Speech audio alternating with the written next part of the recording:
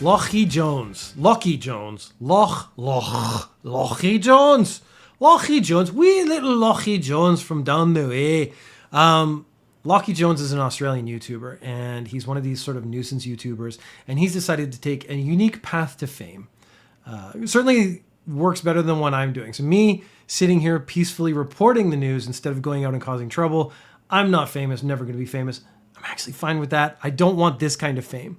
He posted a YouTube video titled Suicide Forest Japan Part 2 Graveyard Flip. I don't think I have to say much more, to be honest. I think the title alone tells you how gross this guy's thinking, methodology, philosophy is. He's just like, what is a gross, awful thing I can do that I'm not very likely to get caught doing? And I'm going to go do it, and I'm going to film it, and I'm going to post it online, and there will never be any consequences. There are going to be consequences. Not going to happen quickly, but there are going to be consequences. Japanese justice moves slow, often slower than I would like it to move. In his most recent video, he found a can of beer on a grave. So families go to graves, they leave stuff for them, they'll leave food, snacks, and whatnot. So this family's left a can of beer, and he flips a coin. I assume heads drink the beer, tails leave it alone. I bet it's heads every time, because then he picks it up and he cracks open the beer and he drinks some of it. And he decides to leave cigarettes in its place, which is interesting because he's like trying to balance the scales. Like, I took something, but I left something, so therefore it must be okay. But the whole point of the family leaving the beer is I'm assuming that guy liked beer. There's actually nothing to indicate that he liked cigarettes. So leaving the cigarettes is actually, it doesn't sort of balance the scales. You've taken something the person likes and maybe left something they don't like. Then in later, he took a rabbit figurine. Now that one bothered me. The beer didn't bug me as much because I'm assuming, I've never looked into it, but I'm assuming staff go around and take the stuff from the graves and they dispose of it properly. They probably just drain the beer. I bet that beer was really gross, because lately this week has been the hottest week for the third year in a row in Japanese history.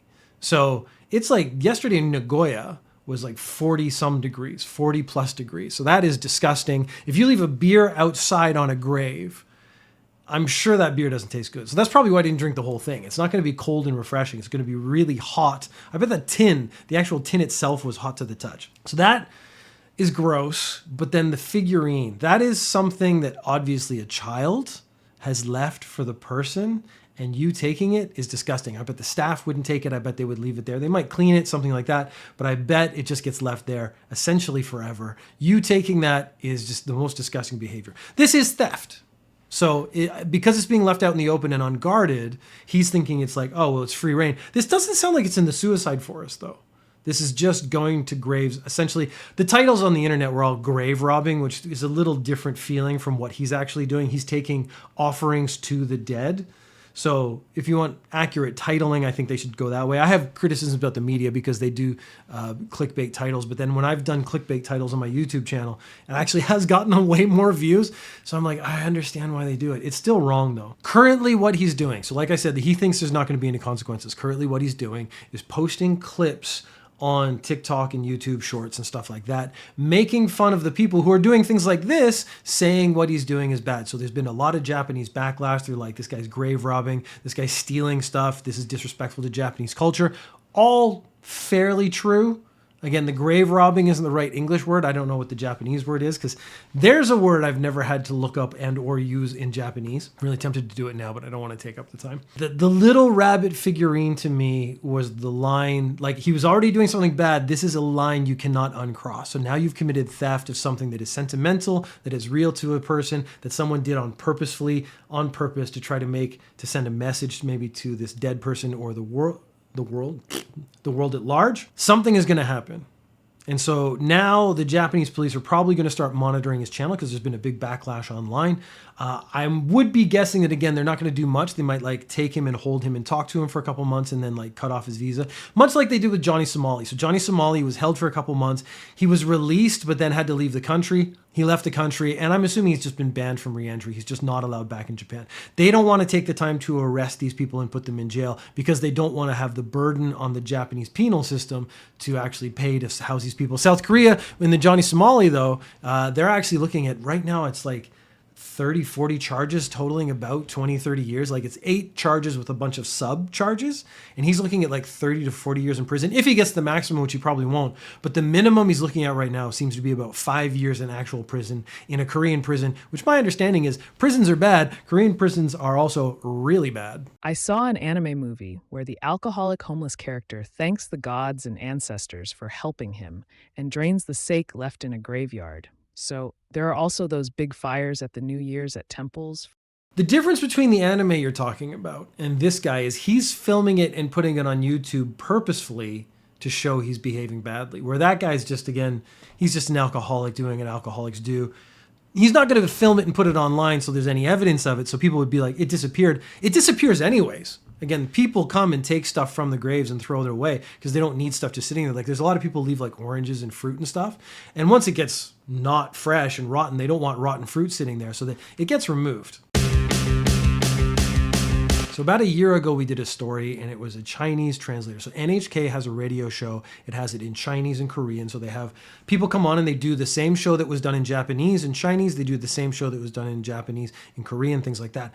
The Chinese translator announcer kind of went rogue.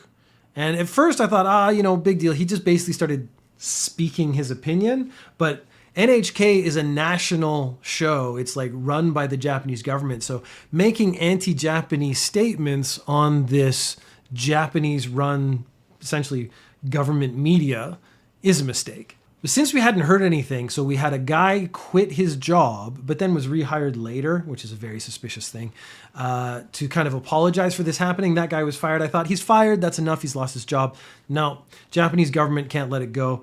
They sent it to prosecutors. He said, so the things that have gotten him in trouble, he said in his show that the Senkaku Islands, so these are islands south of Okinawa, they're in dispute. So Japan says they own them, and then China says they own them. So there's a disagreement. He said that these islands belong to China. He also said, don't forget the Nanjing Massacre, which I technically agree with. I don't think this was the format to promote that idea. And he said, also, don't forget about the comfort women, the issue in China and Korea during the end of World War II. So he said 3, what would be considered inflammatory statements on a state-run media broadcast, essentially defiling the state-run media. Again, whether you agree with it or not is irrelevant. He did do that thing. So they are charging him, he has to pay 11 million yen. So you could break it down how many yen per statement. So I bet it would be like 6 for the Senkaku Islands and then 2 and 2. I don't know, something like that. That only adds up to 10. 7 for the Senkaku Islands. I got to learn to do my math. So if you ever get a job and you decide you want to go rogue, just be aware of how much it could end up costing you if you're successful. I don't know actually how to say that. We also did a story last month. So there was this manga came out, and the manga was, this lady has dreams and she turned her dreams into manga, and she predicted a big earthquake in Fukushima. And she was talking about how devastating it was in the dream, and it was fairly accurate. And then so she has a follow-up, and she predicted that there was going to be an earthquake last month in Japan. And so tourism dropped to Japan from primarily Hong Kong. What was the cities? Taiwan, Korea, and China. But Hong Kong specifically, they actually mentioned by name. A lot of tourists stopped coming from those places to Japan, and they're saying it was because of this manga. She was saying that in July, there would be a massive earthquake around the 15th, but then nothing happened. Now, there was an earthquake way out in the ocean on the 30th, and it did have an earthquake warning here. I didn't feel anything, but I think some other places had a small tsunami or a small waves, but it wasn't of the caliber of the Fukushima earthquake and disaster and tsunami and all that stuff that happened there. Flights that were removed before July because they were empty have not been replaced. So this comic with a prediction that did not come true has negatively impacted tourism beyond the prediction, which I'm finding that is a really weird thing. Because if you believe in predictions, well, this would be your first chance to have a thought like, hey, maybe predictions aren't necessarily accurate. Because I could predict today that there will be an earthquake at some point in the future in Japan, and that would be accurate as long as I wasn't specific. Because earthquake suffers from because Japan suffers from earthquakes. I'm getting a lot of my words like dyslexically mixed up here. Japan suffers from earthquakes. So if I said Japan will have an earthquake in this month on this date, and there was an earthquake anywhere around that time, these people would say, oh, wow, that's really accurate. You really did a good job. Earthquakes do suffer from Japan. Japan keeps getting in the way of the earthquakes. That's actually the problem. But this would be the chance for those kind of people to go like, hey, this prediction was inaccurate. Maybe I shouldn't be making my tourism decisions based on predictions, based on dreams a woman had and then has turned into a manga. There is also the secondary issue of if these people now go and make a trip and there's an earthquake while they're on their trip, they might actually still connect it to the prediction was made, like, oh, we should have listened. But that would actually mean no one ever travels again. Like, I don't know what the solution here is, because really the solution is don't believe predictions. But also you could look at the place you're going and like, how often do the earthquakes, how big are the earthquakes, how regular are earthquakes? And then you could make like a reasoned decision, which would be way better. You still might get hit by an earthquake. There's, again, no real way to predict it. That's one of the things science hasn't figured out yet. But just the same, I would rather make a decision based on facts than a prediction and then find out the prediction's not true. And now I've just wasted a great opportunity for a trip. There is a website called Mercari, and what they do is you sell used stuff. So I have some used headphones. I want to sell this microphone, let's say. It still works. It's still functional. I can put it up on Mercari. I can sell it. It's like eBay, but for Japan. Currently, you can find ultrasound photos that range from 3,000 to 6,000 yen on Mercari. And there was a pack of 5 with a fetus visible for 999 yen. And from September 1st, from yesterday, these images, these ultrasound photos are going to be removed. They're going to be subject to removal. So if I try to take an ultrasound photo and put it on Mercari and try to sell it, that will get taken down and I'm not allowed to sell it. And people are like, why are you selling these things? Like, some people were like trying to justify it, but it turns out what happens is you want to scare your boyfriend, you want to scare your husband, you want to have like a pregnancy threat or confrontation of some sort. You can actually claim to be pregnant. You can buy a legitimate doctored ultrasound photo and they'll send it to you, and then you can present it to your boyfriend. You can send it to your not husband. You're the mistress and you're cheating with a man who's married, and you can say like, look, you got me pregnant. You should divorce your wife and then be with me. That kind of thing. Basically, there's that. And then there's also the papakatsu. So papakatsu is when a young woman dates an old man and he pays her money. And then she can say, look, we've had sex. You've got me pregnant. You have to pay for the abortion. Abortions are incredibly expensive in Japan. You have to pay for this. You have to pay for that. You have to give me like 1, 2, 3 million yen to make this go away. But that's actually what a lot of these girls are doing. Is what they're doing is they're doing the papakatsu and then they're adding to the scam. So I'm trying to make this man feel something for me, feel responsible. And then I pretend to be pregnant. And then I get the money for an abortion, then I don't have an abortion, but I get to keep the money. And that's all tax-free income, I guess. Because these things have now been linked to shady practices, they are no longer allowed to be sold on Mercari. Toto, the toilet company, I don't think they get enough credit. They are like, I don't know if they're the inventor of the bidet, but they are the ones who have refined the toilet experience in Japan. They have the bidets, the controls, the sounds, the perfumes, all the things that happen in a toilet. They can be sort of magical. They happen in a Toto toilet. And you go to public urinals and stuff, and most of them are Toto. Toto is actually a really big company. They have a service where it's mainly for maintenance workers. And I can check on my phone. Let's say I work in a big building. It's like 16 floors. And it'll tell me that a toilet is clogged. It'll be telling me a toilet is not functioning. Can tell me a toilet is being used because there is pressure on the seat. It can tell me a lot of information. So there's not like a camera watching you go to the toilet. It's actually like someone's using a toilet. All it would tell me is to indicate that this toilet is being used. As a maintenance worker, that's very useful. I don't have to like go check every floor, every toilet. I can just go to the 9th floor, find the toilet that's clogged, and then I can unclog it. I can do my job, and it'll be more efficient overall. So that's a great service. Then they had an idea. They're like, we could open this up.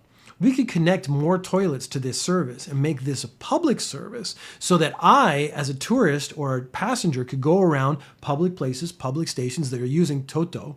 Apparently the Suzuka circuit noise button is a race car sound, and I actually really like that idea too because it's thematically appropriate.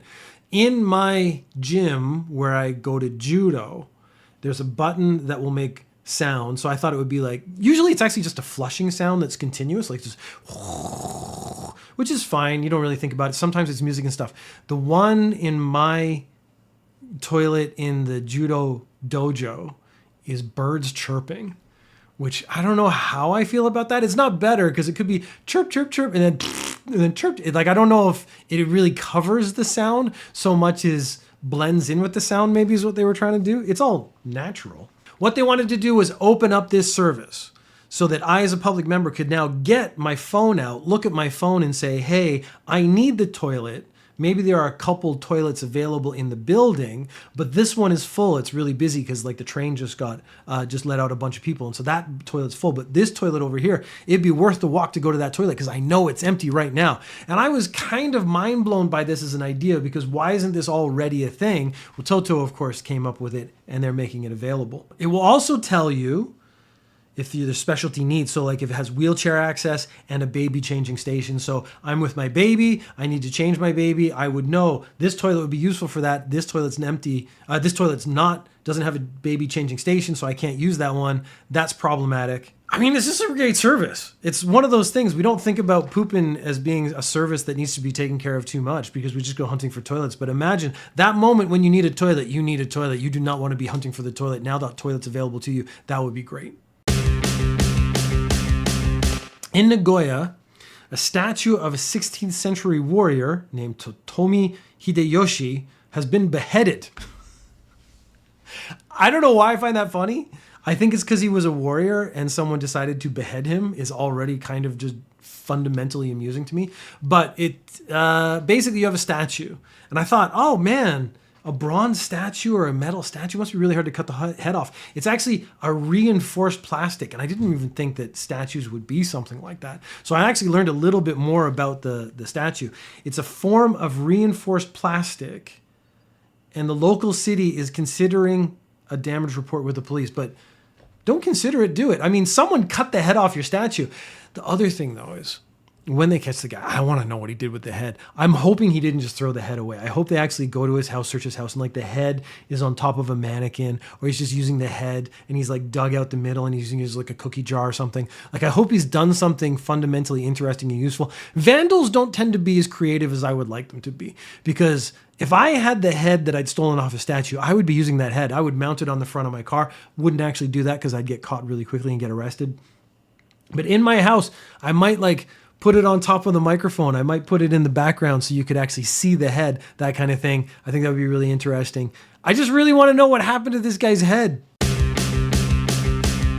Japan Post is refusing certain packages going to the US. Now, this would initially, you would assume, be because of the tariffs, and it's not actually because of the tariffs. They have like a system in place that you can mail stuff to other countries, and they basically try to simplify the system. If you are a good country and I'm a good country and we are friendly countries, then we can send packages to each other without too much trouble. America, in their infinite wisdom under the Trump administration, has decided that's not cool anymore. They've decided that you can't just send countries. What you have to do is submit a customs declaration form and pay customs to the US Border Control.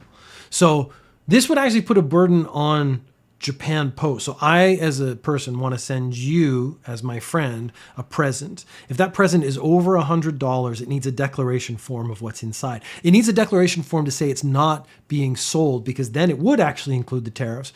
But let's say I'm just sending you a present and it's $120. So I try to send that to you. I can't do it because Japan Post would then have to pay extra money.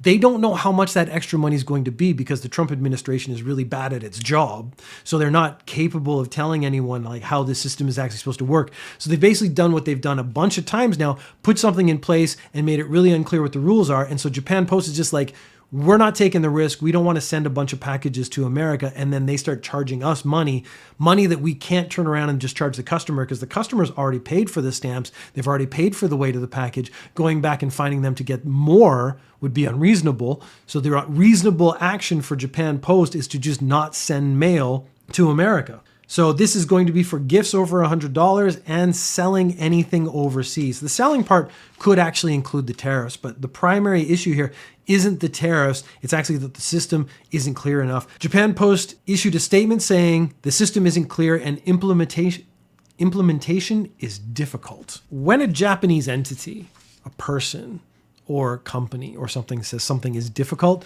what they actually mean is it's fucking impossible. 2 weeks ago, we did a story, and the story was about how Happy Meals in Japan included a Pokemon card, and that Pokemon card caused the scalpers and collectors to just flood into McDonald's and buy as many Happy Meals as they could, and then take the cards out and just leave the Happy Meals sometimes on the counter. So they would actually get their food, pull the card out, and then walk away. Or the staff would get angry and say, like, take your food with you. They take it outside and just leave it on the ground outside. This caused a huge amount of food waste, which is really, really a social faux pas in Japan. This caused a huge amount of issues with the amount of garbage they were creating. But it also meant the kids who legitimately wanted to buy a Happy Meal and get a card didn't get the cards they wanted. McDonald's apologized for this. And this is one of those things. It's not really McDonald's fault. It's the scalper's fault for trying to buy everything and then resell it online. The next plan was for a one-piece Happy Meal to be released in Japan. That has been delayed because of the previous Pokemon issue. So the Japanese Consumer Affairs Agency instructed McDonald's to improve its sales practices and reduce food waste. So again, you're giving out these cards with the meal, that's fine, but the meal is just being thrown away. That's not acceptable. Japan, McDonald's is actually saying, yeah, we're really apologetic. We're going to try to find a way to fix this, so we're not going to do another promotion this way until we have a plan worked in place. So they were talking about you can only buy 5 meals. So the thing is, if I have 6 kids with me and I want to buy a meal for each, I actually individually couldn't. But I guess if you could see 6 kids, you could buy 1 meal per kid, because then the scalpers would have to get multiple kids. So you make it 1 per person standing in front of you. And that would be okay, because then that means a scammer or a scalper or whatever would come in, they'd buy 1 meal. They could only buy 1. They'd have to go to multiple McDonald's, but it would be, before would they actually limited it 5?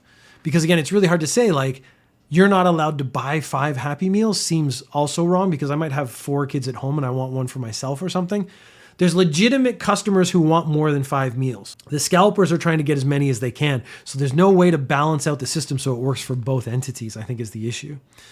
There's been no decision made yet, but they are rescheduling, but it actually seems like they might not be doing it at all until they can figure out a way to stop the people from coming in and buying all the things just to get the toy or the card or whatever's in it, and then just junking the food. This is a story that popped up a bunch of times. There's a city in Aichi called Toyoage, and what they want to do is impose a limit on smartphone and other electronic devices use, limiting it to 2 hours a night. This will be an ordinance, so it's kind of a law, but it's one of those laws that doesn't actually have any punishment. So how are you supposed to impose or enforce this? This is one of those problems that never actually gets taken up in Japan, because there's no way to enforce it. Like, you're not allowed to come in my house and tell me to stop using my phone. You're actually, how do you judge how much I can use my phone? Because I'm actually using my phone as a camera right now. That's 30, 40 minutes of usage time, but I'm not actually, taking in media or like dead scrolling TikTok or something. So is that fair to limit that time to me? But then there's also no punishment. So if I break it and I like scroll on my phone for 6 hours straight, the police aren't going to come into my house and take away my phone. What they're trying to do is promote healthy living, and I think that's fine, but an ordinance that is completely ineffectual doesn't do anything. So I think this really is one of those like lame government attempts. It actually might be the news story itself. Now that I'm talking about it out loud, the fact that I'm talking about it means I'm aware of it. I'm talking to you about it. Maybe you're aware of it. If we're more aware of it, maybe we will be slightly more likely to spend less time on our phone. Maybe. I mean, I don't think so. My phone usage patterns are pretty much set. My kids' phone usage patterns are pretty much set. I'm pretty sure they're sneaking time when I'm not around, that kind of stuff. But at the end of the day, I've done my best. But that's, again, because I'm a conscious parent. There's a lot of parents who are not, or just let them use time. But then those parents are going to stop their kids anyway. So the ordinance doesn't do anything. And those parents are probably not watching the news or reading the news. They want to say the kids have a 9 p.m. time limit. And junior high school kids, it's 10 o'clock. But again, how are you supposed to impose that if you can't come into other people's houses? If the parents aren't willing to do it, I don't see how you're supposed to be able to do anything. Last story. The founder of FC2. Now, if you don't know what FC2 is, you don't know Japanese porn. FC2 was a website where people with certain predilections towards the Asian flavor of adult entertainment could go and get some uncensored versions of the same videos they might be partaking in or enjoying in Japan. The problem is uncensored videos are illegal in Japan. Back in 2013, this website was shut down. So we're talking like this has been going on for more than a decade. He was arrested and he was charged with the illegal distribution of uncensored pornography. The prosecution wanted 3 years in prison and 2.5 million yen. Now, I'll tell you this right now. That website made way more than 2.5 million yen. 2.5 million yen's a drop in a bucket. The 3 years in prison, that would have been significant. But the 2.5 million yen fiscal punishment, that wouldn't have meant anything to FC2. I'm sure it was making way, way more money than that. The founder, Takahashi, he pled guilty, and he claimed because he lived in the States since he was a child, he didn't know that uncensored porn was illegal in Japan. So this guy, Japanese heritage, born in Japan, raised in the US for a while, came back to Japan, started a website called FC2, where he would get uncensored porn. So he knew there was censored porn going. If you're in the porn industry, you know what the other websites are doing. Like that's a given. Like I work in my industry. I know what the other companies in my industry are doing to a degree just because I'm like, how different or how similar is it to what I'm doing? Just so that I know what's going on. I'm not even like a high level person in my company, but I still know what's going on. So he claims that he was living in Japan, hosting an adult website, not knowing that uncensored adult videos were illegal in Japan, which is just the chef's kiss of excuses. Like, it's like, oh, I grew up in America. I didn't know. I'm sorry. Except the judge took it. The judge is like, he's showed that he's remorseful for his actions, that he won't do it again. So he's going to get the 2.5 million yen fine, which, as I said, is a drop in the bucket. That probably is nothing for the amount of money he made on that website. The 3-year prison term is being suspended for 5 years. So if he doesn't get in trouble for the next 5 years, he's actually not going to go to prison. He's just going to pay this, what I consider to be a nominal fine. He has vowed to never do it again. But again, I'm actually betting he's made enough money that he could just live the rest of his life pretty normally, not actually work ever again.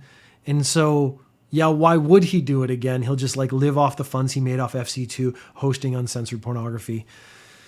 And they say that crime doesn't pay.